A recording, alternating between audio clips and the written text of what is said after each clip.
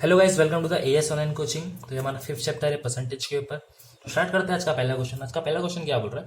तो previous lecture में हमने पूरे थ्योरी समझ लिए थे, जो भी इंक्रीमेंट डिक्रीमेंट मल्टीप्लाई फैक्टर सब। अभी उसी के ऊपर हम कुछ सम्स लेंगे, जिससे जो प्रीवियस लेक्चर में जो भी पूरा प्रीवियस लेक्चर पूरा थ्योरी के ऊपर है, क्योंकि वो देखना जरूरी है। अगर वो नहीं देखे ना आपको ये नहीं समझ में आएगा। तो पहले वो देखिए, देन मैं आपको बोलूंगा ये रिकमेंड करूंगा ये वीडियो देखो। ओके, तो देखो आज का पहला क्वेश्चन क्या बोलता है। The production of wheat in 2014 was 1500 tons, and in 2015 it was 40040 tons.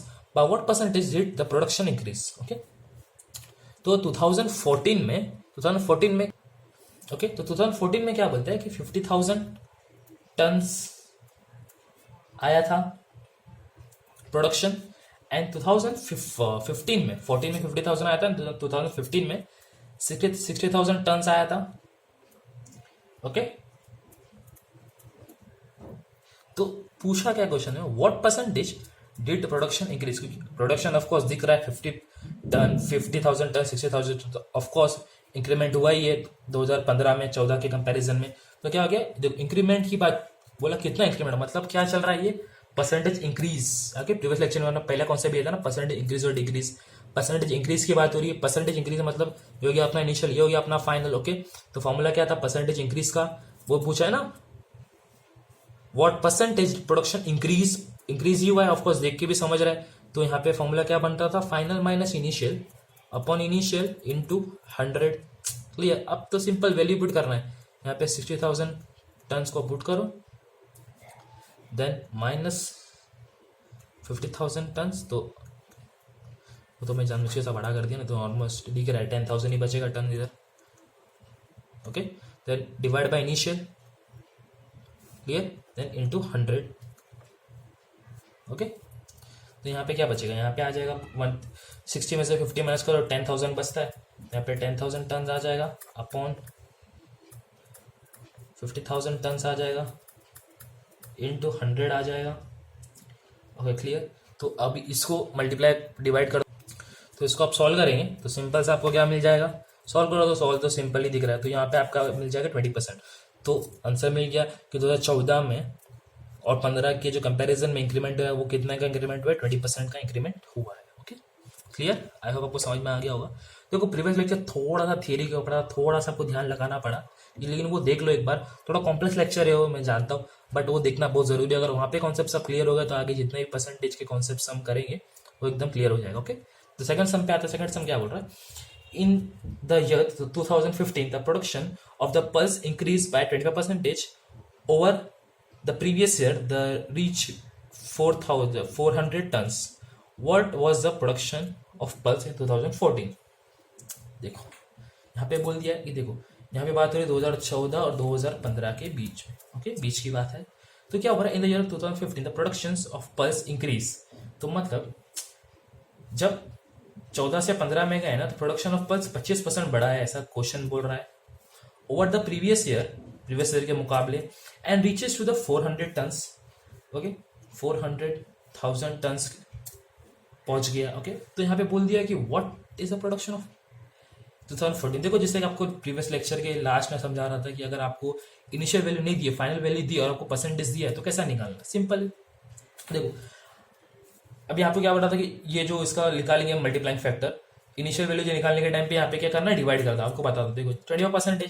Okay okay, 25% का फैक्टर्स क्या है, मतलब 25% को अगर 25% क्या होता है, 25% मतलब 1 प्लस 25/100। आपको प्रीवियस लेक्चर में बताया था मैंने, तो ये होता है 4, देन सॉर्टेड करेंगे तो 5/4। 25% क्या होता है, 5/4 होता है।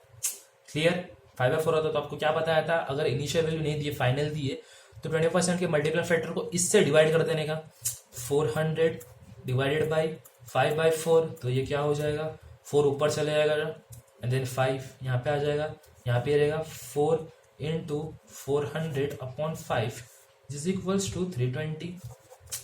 क्लियर, आई होप आपको समझ में आ गया। इसको 5 1 जा, देन 5 8 जा, तो 80 इंटू 4 करो तो 320 मिलता है। क्लियर, तो देखो यही कॉन्सेप्ट आपको बताना चाह रहा था मैं लास्ट लेक्चर के 2-4 मिनट में पहले की, अगर आपको इनिशियल वैल्यू दिए, फाइनल दिए, तो आपको मल्टीप्लाइंग परसेंटेज यहाँ पे दिया रहेगा ना कितना इंक्रीमेंट हुआ, तो इसका फैक्टर निकालो, 5/4 होता है, वही 5/4 को इससे क्या कर दो, डिवाइड कर दो। कि क्लियर, सिंपल एकदम, कुछ भी सर डिफिकल्ट है नहीं, पर आपको ऐसा समझना है। प्रीवियस लेक्चर इसलिए बोल रहा हूँ कि बार बार, क्योंकि इंपॉर्टेंट है वो, कि उसमें 3-4 कॉन्सेप्ट आपको बताया था, थियरी पार्ट बहुत था उसके अंदर, तो देखो उसको नोट करो।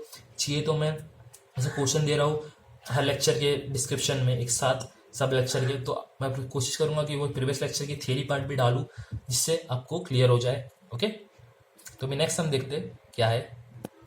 ओके गाइस, तो नेक्स्ट सम क्या बोल रहा है, the production of sugar tripled from 2011 to 2012. Okay, then find the percentage increase in the production of sugar from 2011 to 2012. देखो क्वेश्चन क्या बोल रहा है कि देखो बात 2011 और 2012 की है, तो क्वेश्चन क्या बोल रहा है, the production of sugar tripled from 2011 to 2012, मतलब 11 में जितना भी था शुगर का, वो 12 में क्या हो गया, ट्रिपल हो गया। मतलब अगर मैं एक्स को ले लूँ तो 11 में अगर एक्स अमाउंट ऑफ शुगर हो रहा था, निकल रहा था प्रोडक्शन, 12 में अगर ट्रिपल हो गया, मतलब उसका 3x हो गया।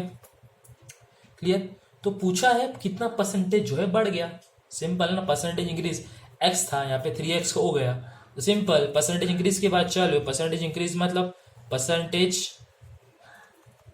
इंक्रीज के बाद चालू है यहाँ पे, परसेंटेज इंक्रीज मतलब ये अपना इनिशियल है, ये अपना फाइनल है, तो क्या आएगा, final minus initial upon initial into 100, तो 3x minus x upon x into 100।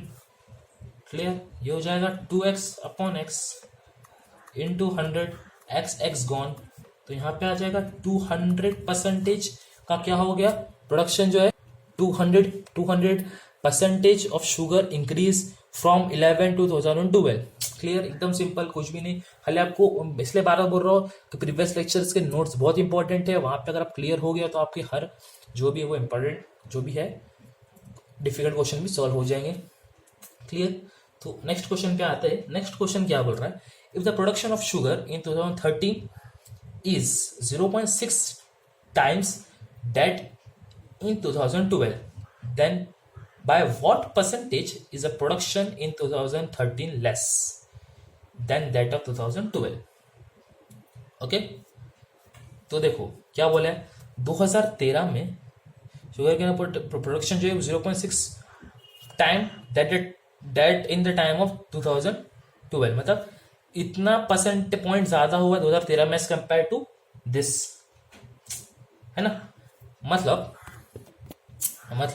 देखो 2013 एंड देन 2012, तो क्वेश्चन क्या बोल रहा है कि 2012 में ना जो भी था 0.6 मोर परसेंटेज ज्यादा हुआ, मतलब अगर दोनों ही एक्स थे तो इसमें क्या हो गया, 0.6% ज्यादा हो गया, तो ये हो जाएगा 0.6% ज्यादा हो गया एज कंपेयर टू 13, थोड़ा परसेंटेज ज्यादा हो गया।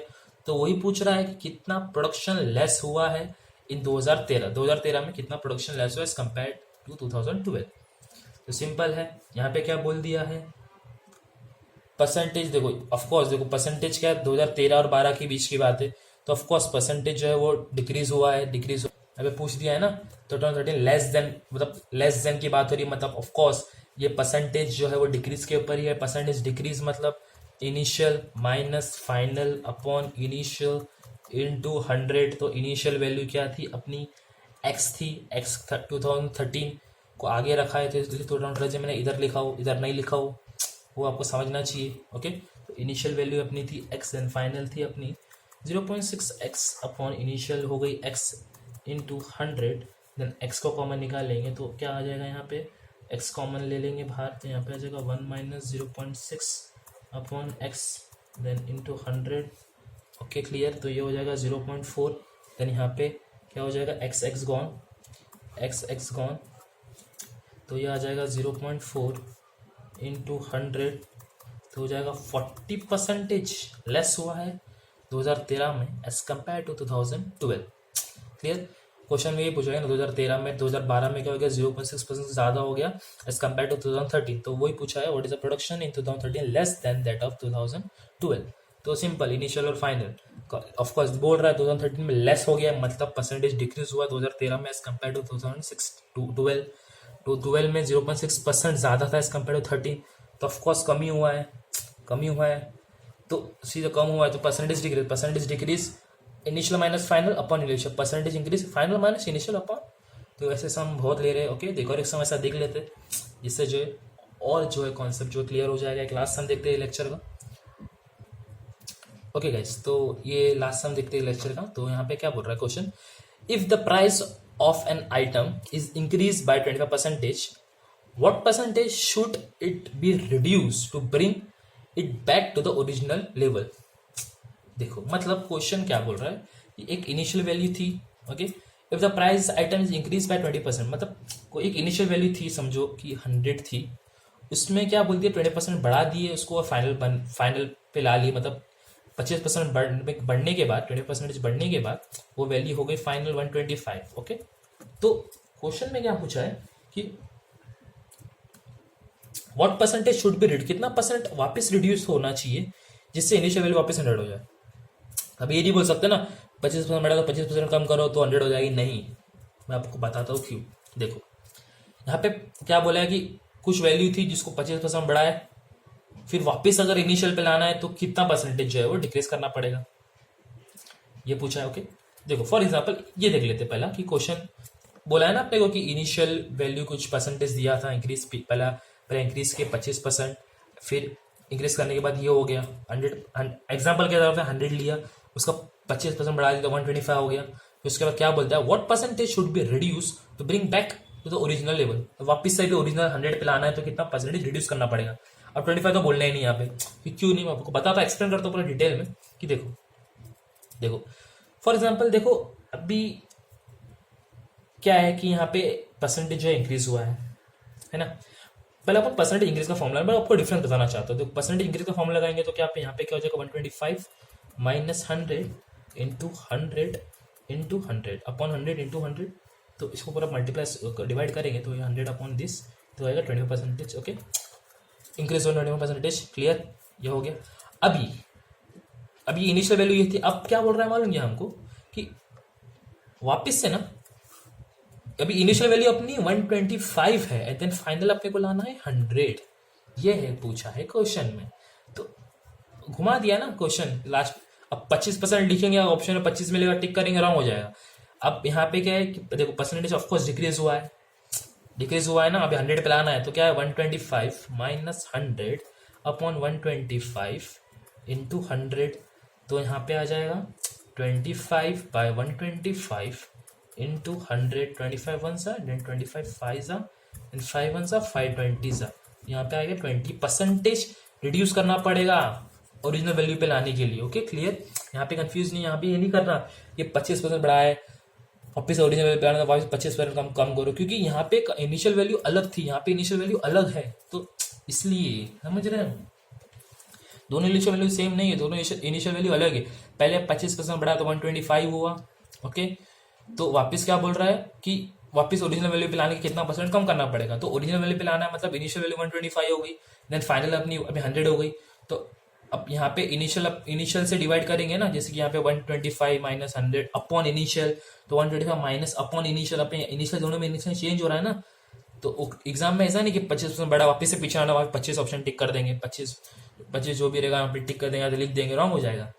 यहाँ पे आपको समझना पड़ेगा क्या है कैसा है। ओके क्लियर, कुछ डिफिकल्ट था नहीं पार्ट, चाहिए तो आपको एक बार समझा था वापस से। देखो क्वेश्चन क्या बोला, if the price of an item is increase by 20%। Okay अपने 100 अज्यूम किए, इजी होता है ना 25% निकालना, 25% बढ़ा दिए उसका तो 125 हुआ। फिर क्या बोलता है question, what percentage should it be reduce to bring back to original price, वापस से अभी ओरिजिनल पे लाना है, एक बार बढ़ा दिए प्राइस को 25% 125 हो गया, क्या बोलता है वापस से ओरिजिनल पे लाना है 100% करना है।